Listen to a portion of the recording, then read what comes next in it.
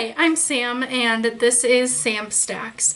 On this channel, I talk about pop culture, books, nostalgia, stuff I'm currently into.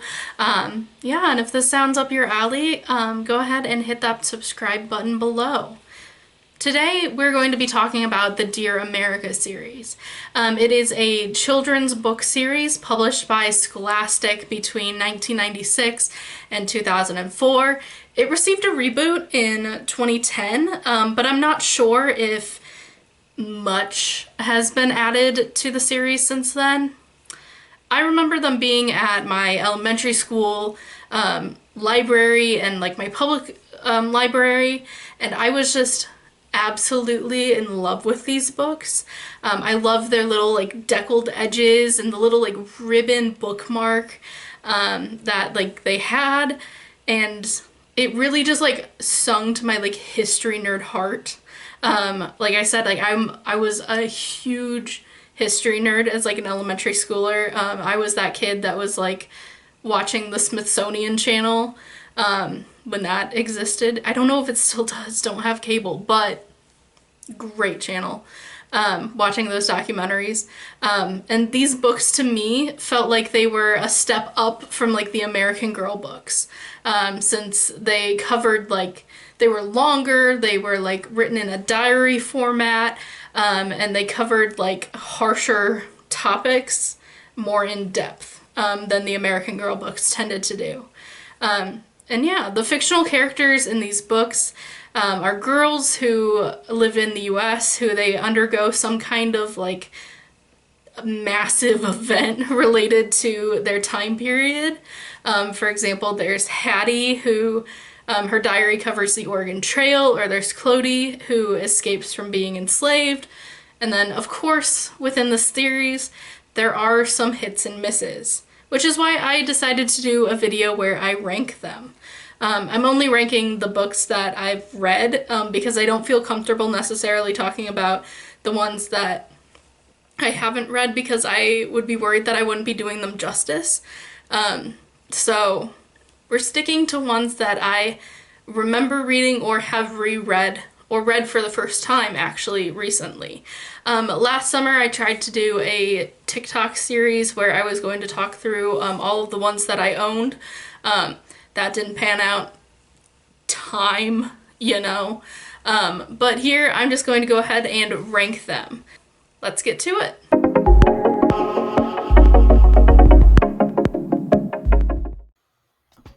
Alrighty, so as you can see here, we have our 5 categories that we're going to be ranking today. So starting at the top with the best category, my absolute favorites are going to go up here, the ones that I think deserve it the most.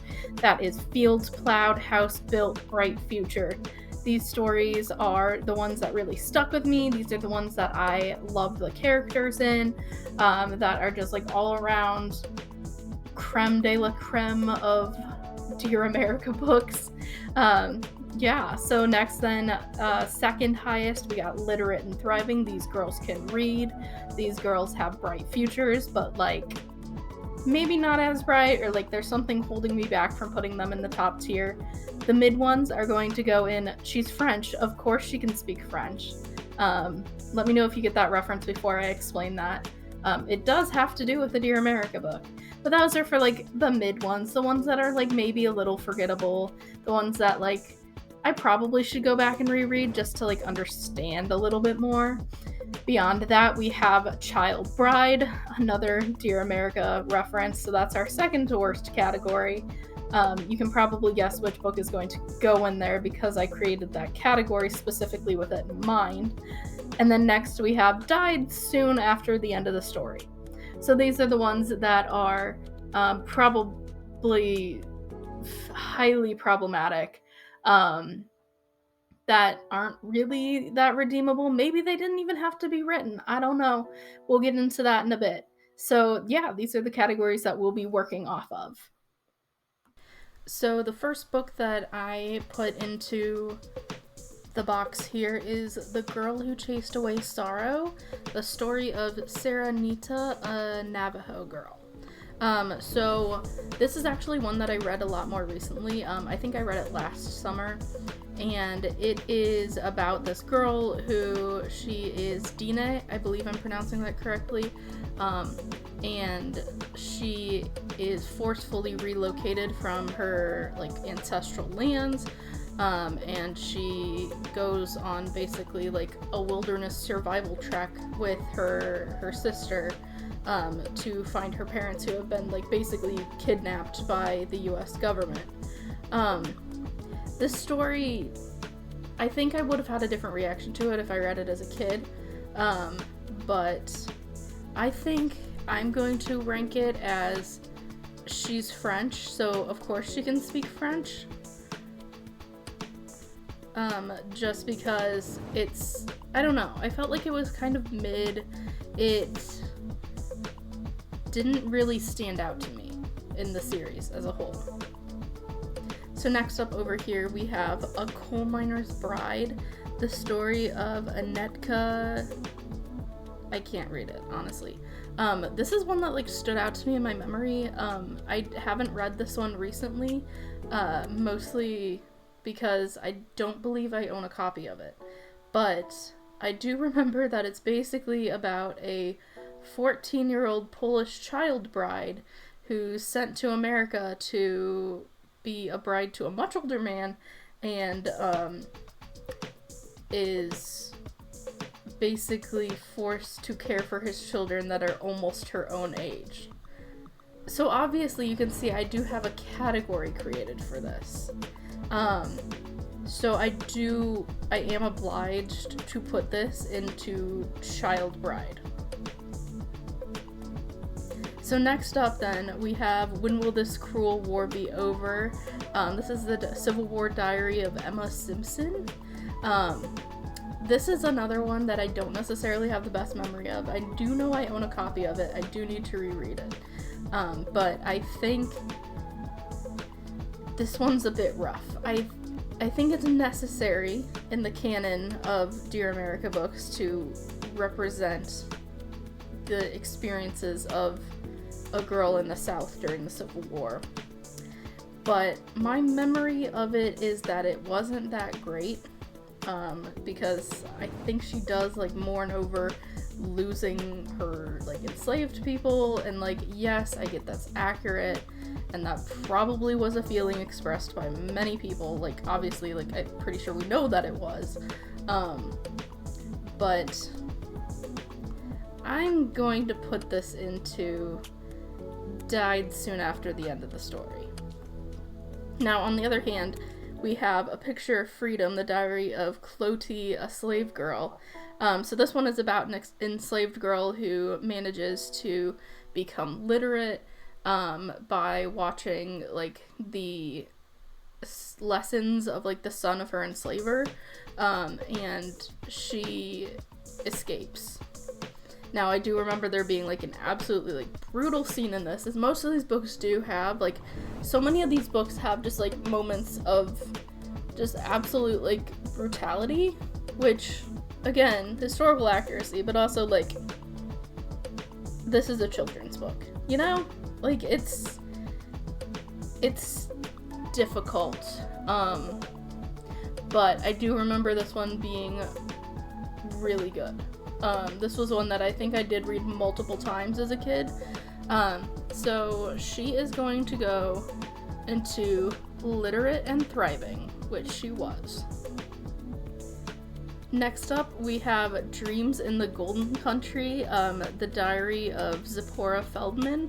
So this one is about a Jewish immigrant from Russia who is immigrating to the US to escape pogroms. And she like falls in love with the theater, and I just remember this one being really good. I also was in love with her name. I loved that she was called Zippy. I just love that nickname. Like, I don't know why. But yeah, this one was honestly one of my favorites. So I think even though there were no fields or houses being built, she did have a bright future. So she gets to go up here at the top. So next we have Where Have All the Flowers Gone? The diary of Molly Mackenzie Flaherty. So this one, she's supposed to be like kind of a hippie and an animal lover. This was another one that I did own as a kid. I've gone about like recollecting the series because I think it would be really neat to have like a big bookcase someday where you have like all of them displayed on them, because like they are really cool looking books. But this is one that I did own in like the small collection of them that I had as a kid, and so I did read this one multiple times. And so she's a hippie, her brother's a soldier in Vietnam, and it basically, well, she's not necessarily a hippie, she's like too young to be, but she is like somewhat into like the anti-war protests. And she's like an animal lover, and she like talks about rescuing animals. And this one, there's also, there was a companion book series that were like boys' diaries.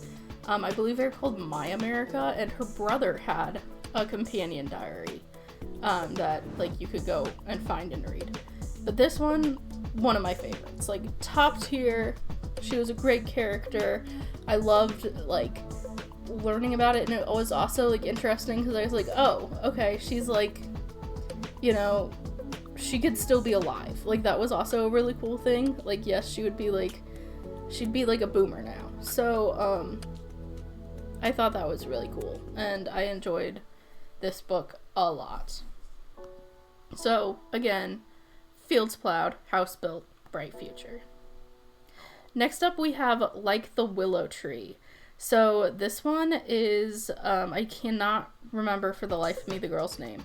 But anyway, she was orphaned, and she was sent to live at an orphanage, or like, yeah, it was an orphanage. That was a Shaker colony. Which is like a dying religious movement. I know I'm not going to be able to explain it and do it justice, but this one was really interesting to me. This is one that I did own as a kid, because it was during the reprint era. As you can tell, like the cover of this book is different from the rest of them, so it was like released later, and I'm pretty sure I like got it at Barnes & Noble. But this one just doesn't stand out to me. I don't think it's like terrible, but it's just like meh. So I'm gonna put it in Child Bride just because it wasn't that entirely memorable. So next up we have Mirror Mirror on the Wall. Sorry, cannot tell you the name of the person that this is about. I cannot read that. But this one is about a girl who is blind, or she gets blinded, and she ends up having to go to a school for the blind, where they basically teach her like life skills, and like it's a school that's like actually catered to her like educational needs and disability. And I remember this one being really good. I read it a couple of times. Like, it was one that was like on rotation for me from being checked out at the library. But other than that, I do remember like there was a scene in the book where she and like a friend and like I believe it was an uncle maybe, they all go to see a movie, and like they have to sit really close to like the screen so that so that she and her friend can see it. There's like certain moments of this book that I still remember. But I'm gonna put it in, she's French, of course she can speak French. Next up we have My Heart is on the Ground, the diary of Nanny. I'm sorry, I will flash on the screen her name. This one is about a Native American girl who is forcefully taken to a residential school. And the character herself is amazing. Like, I loved this book, and I loved, like, the character, but looking back on it, I believe, like, they did try to put in some redemptive characteristics about, like, the Carlisle Indian school that she attended, and, like, that is definitely not okay. Just because of like the history, like, and what we know now, or like what we've always known, but like has only recently become something that's, you know, discussed. Yeah. So I'm going to put her in, I loved her as a character. Like, she was so strong and resilient, and, like, she shouldn't have had to be if this was a real person. But she's going to go into child bride territory just because of the way that the book tried to redeem the residential school. Yeah. And then next up we have A Journey to the New World, The Diary of Remembrance, Patience Whipple. This is another one that I owned as a kid. It was basically like her journey on the Mayflower, and like I think they even made like a TV special or something. Maybe it was like a straight to like tape like mini movie.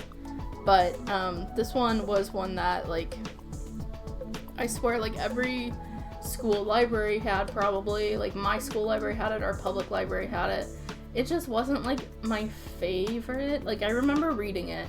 I remember actually, like, not finishing it. Like, picking it up and then not finishing it and then returning it and, like, doing it over and over and over again. And then finally reading it and, like, being like, okay. So, she's gonna go into Child Bride. Next up, we have the Winter of Red Snow, excuse me. This is the diary of Abigail Jane Stewart, I believe. Yeah, maybe. Sorry, these pictures are, like, so tiny. So, this one is Revolutionary War. Honestly, don't know much about this one, don't remember much. I think I only read it once. The thing that stands out to me is, like, I remember a scene of, like, her witnessing, like, a march of, like, the Patriot soldiers, like, outside of her house, and, like, them being bloody and, like, in rags. But really, it wasn't that memorable, but it did get a sequel somehow. So, I don't know. Yeah, she's gonna go in Child Bride. And then next we have One Eye Laughing, The Other Weeping. This is the diary of Julie Weiss. She was a Jew in, I want to say, Austria? Yeah, Austria. And so, like, half of her, and during, like, the lead up to World War II, and, half of her story then takes place in Austria, and then the other half takes place after she's able to immigrate to the U.S. and live with her aunt and uncle. This book is heavy. I don't think it's necessarily, like, Coal Miner's Bride heavy. Like, it's a different sort. Coal Miner's Bride is, like, child bride, like, trafficking, you know, forced labor. This one is, like, genocide, like, anti-Semitism, like, very hard subjects. Like, her mother even, like, commits suicide in the book. But unlike Coal Miner's Bride, not necessarily unlike Coal Miner's Bride, but in a different way, like, I think this one is very, very important. So she is going to go into Fields Plowed, House Built, Bright Future. So next we have Across the Wide and Lonesome Prairie. I think this is the one that a lot of people, like, when they think of Dear America, like, this one and So Far From Home and the Titanic one are the ones that, like, you think of. So this one is basically, like, a girl's diary. She's, like, going on the Oregon Trail, and a bunch of stuff goes down, people die, you know, just, it's the Oregon Trail. Like, I remember, like, there's, like, somebody gives birth, there's people dying, there's losing stuff, there's encounters with, like, people who want to do harm to them, like, it's a lot. But I think it is one of the more, like, memorable ones. It was one of the first ones that I personally read. I know that because I read So Far From Home first, as like part of a class assignment, and then it like got me started on the series. So across the wide and lonesome prairie, you get to go into literate and thriving. So next up, we have So Far From Home. This is the diary of Mary somebody. Sorry, can't read it. She's like an Irish mill girl, so it's like they're having the potato famine, aka attempted genocide by the English, you know, through refusal of aid and removal of resources. And she comes to America and she joins the mill, and then there's like a lot of discussions about like striking and unions and low wages and workers' rights, and like this one is like cream of the crop here. Unfortunately, she's the one that the died soon after the end of the story category is named after. She will not be going there. But in the epilogue that they have for every one of these characters, where they say like, oh, they did this, they married this person, they accomplished this in their life. If I'm remembering correctly, hers is like, she died soon after. Like, so we've seen her like overcome this like crazy like arc of a character, and then it's like, she dies. But overall, as my introduction to Dear America, this book hooked me into this series and it did not let me go. She gets to go. Fields plowed, house built, bright future. Next up, we have Standing in the Light. I reread this one last summer for a TikTok video that I was doing. I wanted to do a series where I went over like every book in the series, or in this series, but that did not happen for reasons of time. But anyway, this one is a girl who is living in like colonial times in New England, and she ends up being basically kidnapped by local indigenous people, and her family like get her and her brother. She has no idea what's happened to her family, and she's like understandably acting like a brat throughout the entire story. But also like I hated her as a character, but like so her family are Quaker, and her dad refused to do any protection for his family whatsoever, even though they knew that like it's danger, like they probably shouldn't have been where they were in the first place. But also he refused to do any like he wouldn't even like bolt the door of their house. Like that was a point at the beginning of the story, and it's like, so you're idolizing your dad who's like refusing to take any measure to protect you from this really like shitty situation that he's put you in. Like, come on. So anyway, honestly, she can go into died at the end of the story. And last but not least, we have Voyage on the Great Titanic. This is the diary of Margaret Ann Brady, or Brody. This is the category that she's French, of course she can speak French, comes from. Because that's the one thing that I really remember about this book, is that she's an orphan, she's a British orphan, and she gets picked as a traveling companion for a wealthy lady to go on the Titanic and like cross the ocean with her. And so she like experiences the Titanic firsthand, what it's like to be first class, like all that stuff. And there's one point where she's like talking about a conversation she overheard on the deck earlier of this like wealthy lady who was like visiting third class or second class maybe on the ship, and she's talking to like a child who is French, and like this rich lady is like astounded that this child can speak French. And like I remember it being a point in the book that's like, yeah, the kid's French, of course the child can speak French. Other than that though, I can't really tell you what happened in the book. like as a general outline, this is one that I did read a lot, surprisingly. But yeah, so though she does have a category named after her, she gets to go in literate and thriving. So there we go. There is our final tier chart. Yeah. Let me know what you thought of the rankings here. I'm thinking about doing one for the Royal Diaries, which was a very similar series to Dear America. That was also published by Scholastic. I'd love to do a ranking video of those. I think I read way more of those, actually. So yeah, go ahead and hit that like and subscribe button if that's something that you are interested in and you want to see more of this type of video. And I will see you next time. Thank you.